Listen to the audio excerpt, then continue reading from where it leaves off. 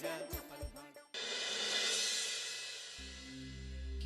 গো, কতদিন হয়ে গেল তোমাদের রাজসভা বন্ধ? হ্যাঁ, আচ্ছা, মহারাজ যদি বেতন দিতে না পারেন তাহলে রাজসভা খোলা রেখে কি লাভ বলো তো?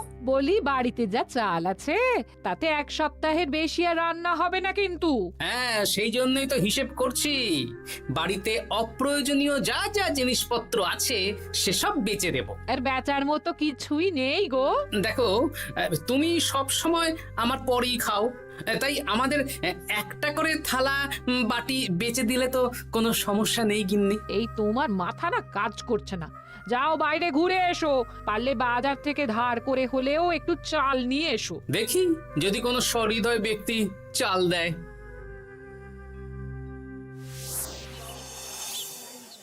না গোপাল দাদা, বাজারের অবস্থা খুব খারাপ, আর আমি ধারে বিক্রি করছি না। আহা, আরে আমি কোনোদিন তোমার একানাও বাকি রেখেছি বলো?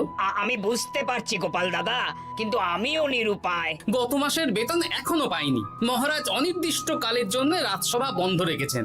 বিশ্বাস করো, বিশ্বাস করো, বেতন পেলেই তোমার ধার আমি মিটিয়ে দেব। এই সপ্তাহ খানেক আগে একই কথা বলে সেনাপতি ধারে 25 কেজি চাল নিয়ে গেছেন। এখন ওনার কোনোই পাত্তা নেই। কি যে করি, কাছের বন্ধু বলতে বিজ্ঞানী আর সভাকবি। দেখি ওদের বাড়িতে একবার ঢুঁ মেরে।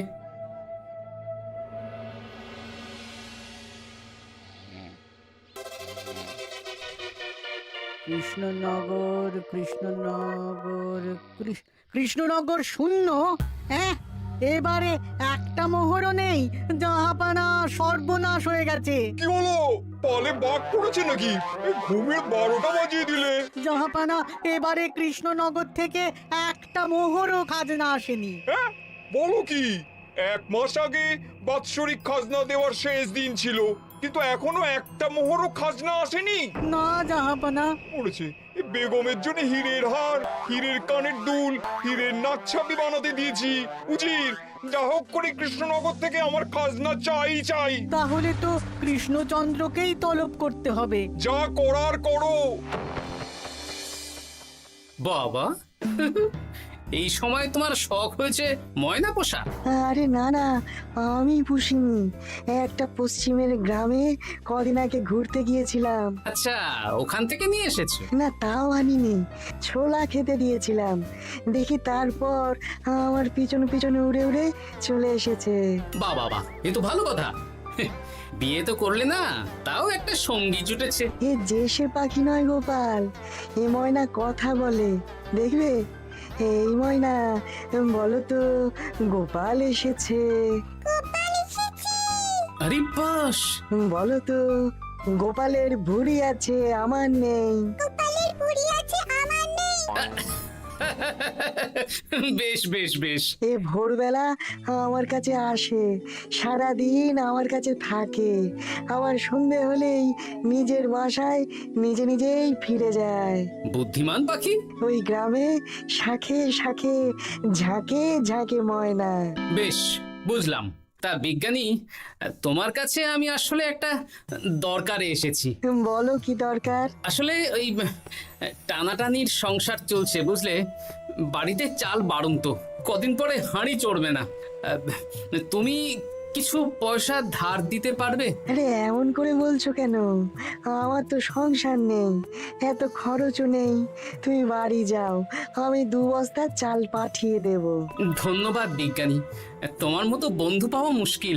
বন্ধুত্বে এইসব ধন্যবাদ দেওয়ার দরকার নেই, একে অপরের পাশে থাকলেই হলো।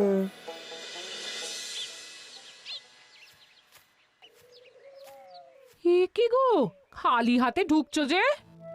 বিজ্ঞানী আমাদের 2 বস্তা চাল পাঠাবে, তাই কিছুটা হলেও চিন্তা কমলো, বুঝলে। ওমা, এই তো সারা বাজার ঘুরে তো ধারে চাল পেলাম না, অগত্যা বিজ্ঞানীর বাড়ি গেলাম। উনি সত্যি তোমার বন্ধু? হ্যাঁ, হ্যাঁ গিন্নি, জানি না কতদিন আমাদের রাজসভার সমস্যাটা চলবে। দেখি অন্য কোনো কাজে লাগতে হবে, বুঝলে। এই দেখো দেখো, যা করার তাড়াতাড়ি করো, এভাবে তো আর চলতে পারে না গো। কি নবাব বাহাদুর আমাকে ডাকছেন? হ্যাঁ, জাহাপনা আপনার উপরে রেগে আছেন। অতি সত্বর আপনাকে দেখা করতে বলেছেন। এবারে চাষাবাদের মন্দার কারণে রাজস্ব আদায় তেমন ভালো হয়নি, তাই খাজনা পাঠাতে পারিনি। আর কিছুদিন অপেক্ষা করতে বলুন, আমি ঠিক খাজনা পাঠিয়ে দেব। এখন আর খাজনা নিয়ে কথা বলবেন কিনা জানি না। আপনাকে নবাব এই আদেশ পাঠিয়েছেন, আপনি 2 দিনের মধ্যে নবাব বাহাদুরের সাথে দেখা করবেন। আচ্ছা ঠিক আছে।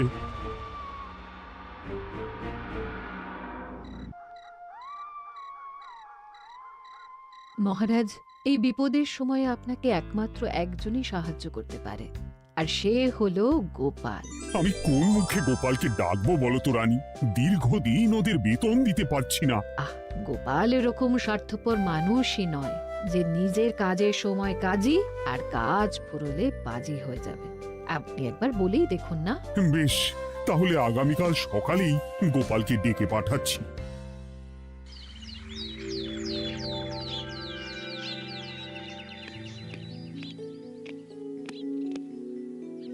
আসতে পারি মহারাজ? হ্যাঁ গোপাল, এসো এসো। মহারাজ আমাকে হঠাৎ ডেকে পাঠালেন যে? শোনো, নবাব বাহাদুর বলেছেন ওখানে যেতে হবে, কারণ এবারে কৃষ্ণনগর থেকে কোনো খাজনা পৌঁছয়নি। মহারাজ, আপনি গেলেও বিপদ, না গেলেও বিপদ। হ্যাঁ, সেটাই তো আমাকে সবচেয়ে বেশি ভাবাচ্ছে, কিন্তু না গেলেই যে নয়। তাহলে এক কাজ করি মহারাজ, আমিও বরং আপনার সাথে যাই। যা বিপদ আসবে একসাথে লড়বো। ও গোপাল, তুমি যেন আমার বুক থেকে পাথর নামিয়ে দিলে। তোমাকে যে কি বলে ধন্যবাদ জানাবো। তাহলে কখন বেরোবেন বলুন? আজকে সন্ধ্যের দিকে বেরিয়ে পড়বো, তাহলে কাল সকাল সকাল মুর্শিদাবাদ পৌঁছে যাব। কতদিন থাকতে হবে তো কিছুই জানি না, তাহলে ওই 3-4টে জামা কাপড় ধুতি নিয়ে নেব, কি বলেন? হ্যাঁ হ্যাঁ, তাই নিও। তাহলে সন্ধ্যাবেলা রাজবাড়িতে এসো, একসাথেই বেরিয়ে পড়বো। আচ্ছা মহারাজ।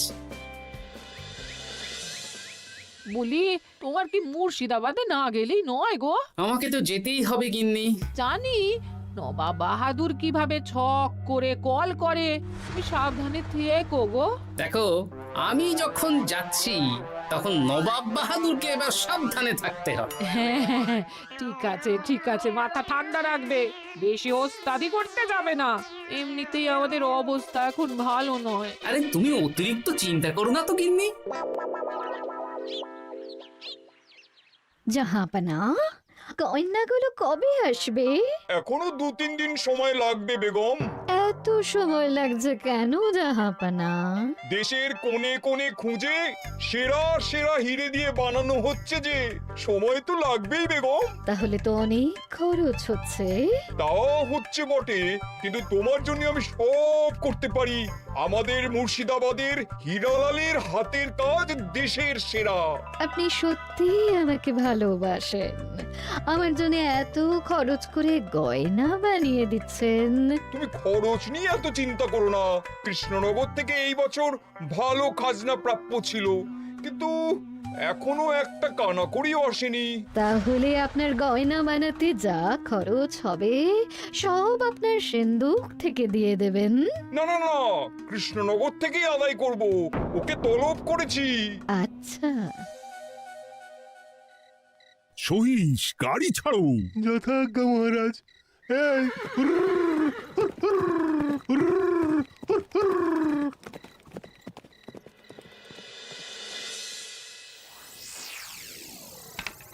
এত রাতে আবার কে এলো রে বাবা? খুলছি।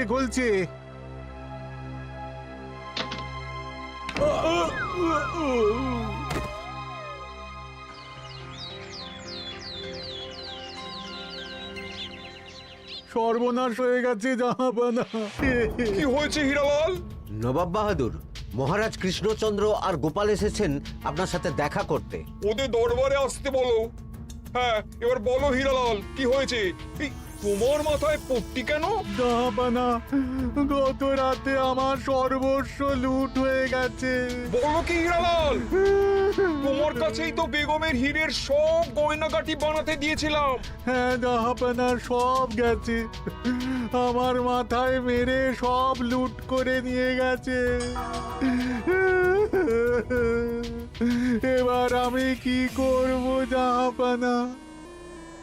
বেগম সাহেবা, আপনার গয়না যে হীরালাল শেখরার কাছে জাহাপনা বানাতে দিয়েছিলেন, ওনার সব লুট হয়ে গেছে।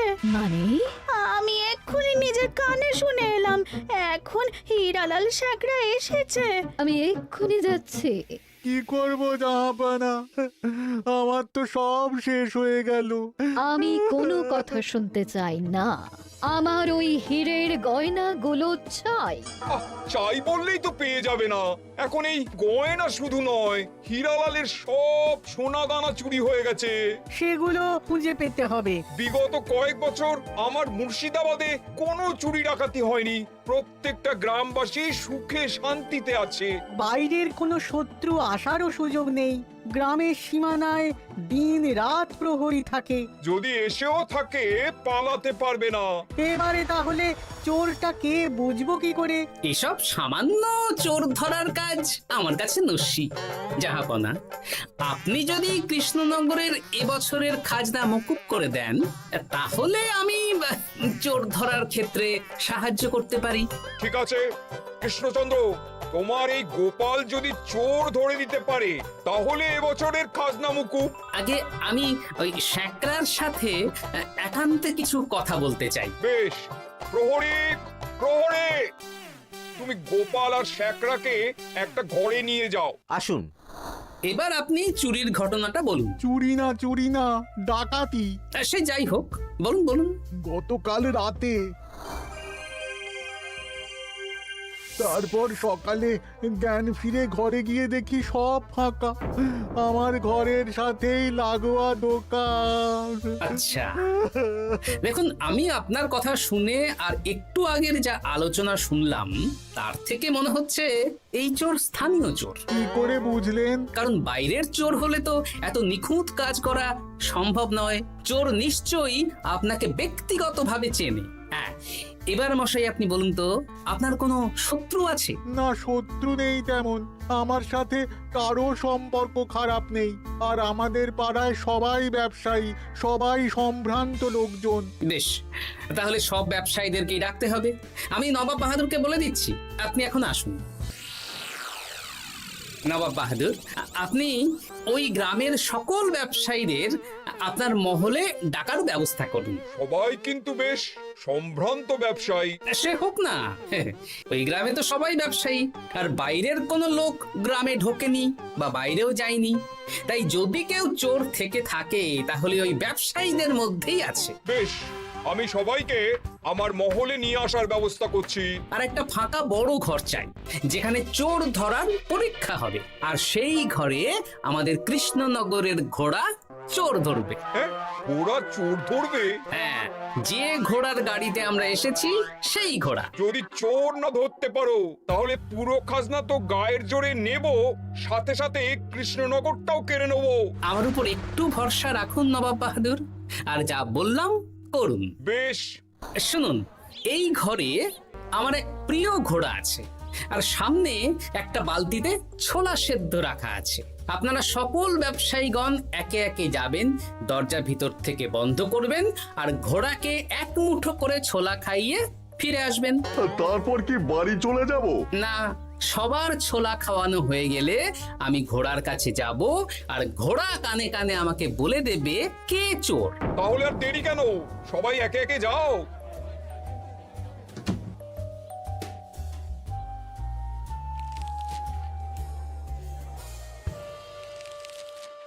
কি করি যদি ঘোড়া সত্যি সত্যি বুঝে যায়? ছোলা খাওয়াবোই না।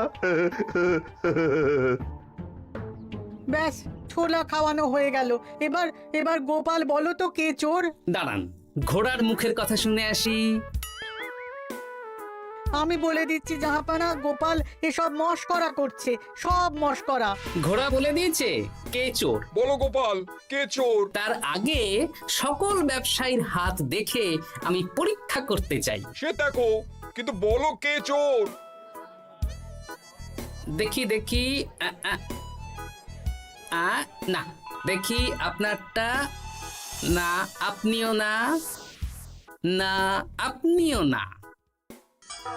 একই মশাই, চুরিটা তো আপনিই করেছেন, আপনিই চোর। কি উল্টো পাল্টা কথা বলছেন?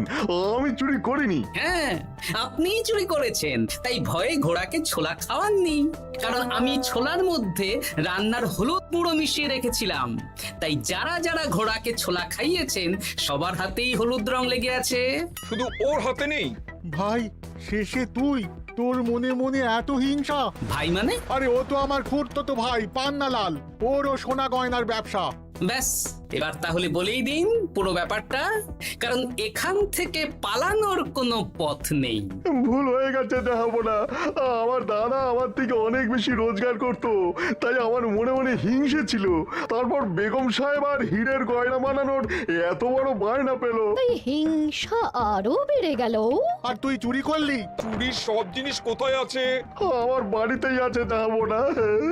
সাব্বাস গোপাল, সাব্বাস। তোমার কি বুদ্ধি! তাহলে জাহাপানা, কথা মতন আমাদের এই বছর তাহলে খাজনা দিতে হচ্ছে না। না, কথা যখন দিয়েছি তখন আমি তো আর কথার খেলাপ করতে পারি না। আচ্ছা গোপাল, তোমার তো এত বুদ্ধি, আমার একটা শখ পূরণ করতে পারবে? কি শখ বলুন নবাব বাহাদুর। আমার অনেক দিনের ইচ্ছে একটা হাওয়া মহল বানাবো, কিন্তু ঘরামি রাজমিস্ত্রি কেউই বানাতে পারবে না বলছে। তুমি কি বানিয়ে দিতে পারবে? আগে পারবো জাহাপনা, কিন্তু তার বদলে আমি কি পাবো? আগামী 5 বছর কৃষ্ণনগরের খাজনা মুকুব, আর তোমাকে আমি 100 মোহর উপহার দেবো। বেশ, তাহলে আপনি আমাকে দিন 7 সময় দিন, আর 7 দিন পরে আমার বাড়ির সামনে চলে আসুন। হাওয়া মহল বানিয়ে রাখবো, আপনি নিয়ে যাবেন। বেশ, তাহলে 7 দিন পরে কৃষ্ণনগরে দেখা হচ্ছে। যদি না বানাতে পারো তাহলে কিন্তু আগামী 5 বছর কৃষ্ণনগরকে দ্বিগুণ খাজনা দিতে হবে, এই আমি বলে দিলাম। বেশ, রাজি।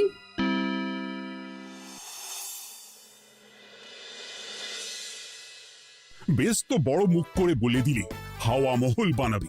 রাজি রাজি। এবার যদি না বানাতে পারো, সব তো উল্টে যাবে। আপনি চিন্তা করবেন না মহারাজ, নবাব বাহাদুর আমাকে প্যাঁচে ফেলতে চেয়েছেন, তাই আমিও ওনাকে ঘোর প্যাঁচ দেব।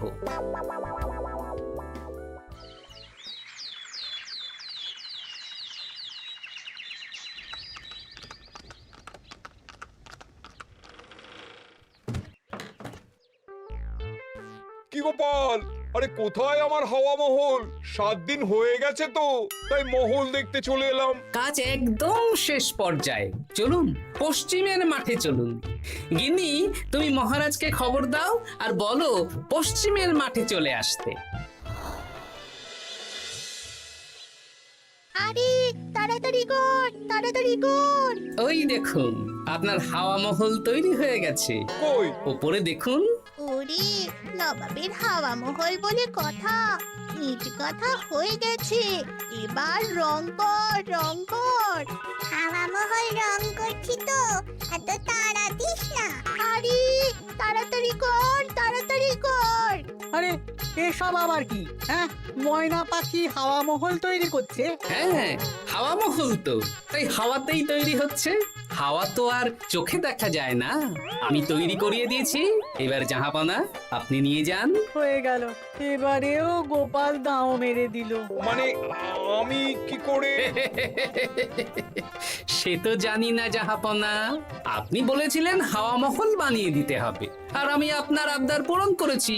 এখন আগামী 5 বছর আমরা খাজনা মুক্ত। সাব্বাস গোপাল। ওরে, রংটা ভালো করে কর, ভালো করে কর। নবাবের হাওয়া মহল। গোপাল, তুমি সত্যিই বুদ্ধিমান, তোমার বুদ্ধির জবাব নেই। শোনো, আগামী 5 বছর কৃষ্ণনগরের খাজনা মুকুব, আর এই নাও তোমার 100 মোহর উপহার।